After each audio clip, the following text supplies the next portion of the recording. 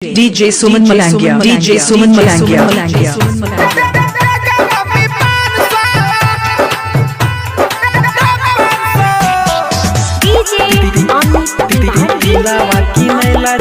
अभी आप सुन रहे हैं सुमन मलंगिया एंटरटेनमेंट को।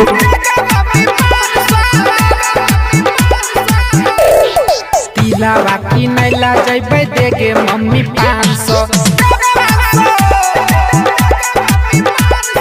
तिलावा की नैला जैबे देगे मम्मी 500। तिल संक्रांत के किना सामान सा, तिल संक्रांत के किना सामान सा, किना सामान सा। तिलावा की नैला जैबे देगे मम्मी 500। तिलावा की नैला जैबे देगे मम्मी 500।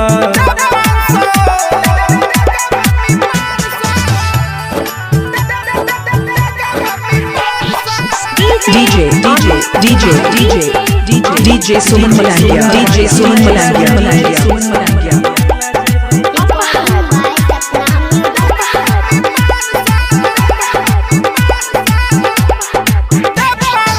तिलवा परब अइले लाई बनाई है, अपने हाथ से हमारा खिलाई है।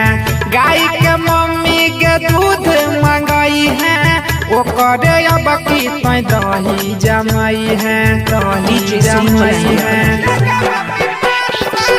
तिलवा परब अइले लाई बनाई है, अपने हाथ से हमारा खिलाई है।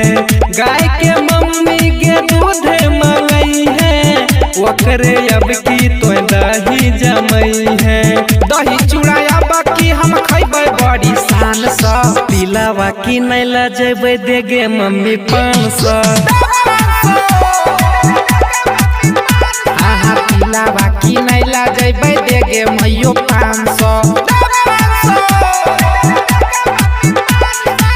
तिल संक्रांत के किना सामान सा, तिल संक्रांत के किना सामान सा। तिलावा की नैला जैबे देगे मम्मी 500। तिलावा की नैला जैबे देगे mummy 500।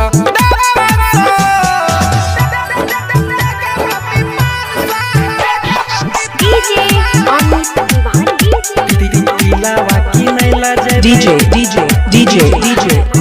DJ Suman Malangia, DJ Suman Malangia.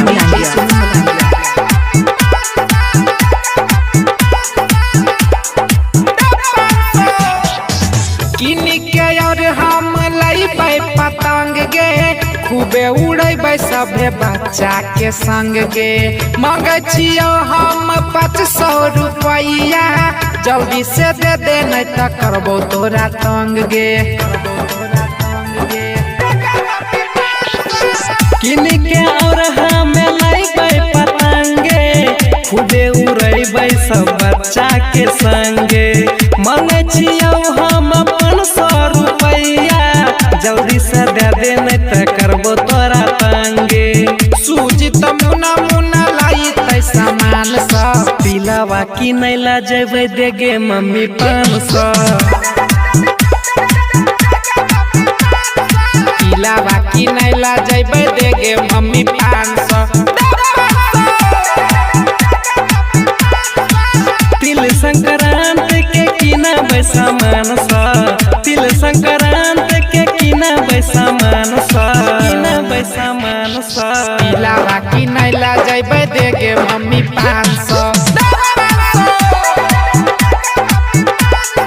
तिलावा की नैला जैबे देगे मम्मी 500।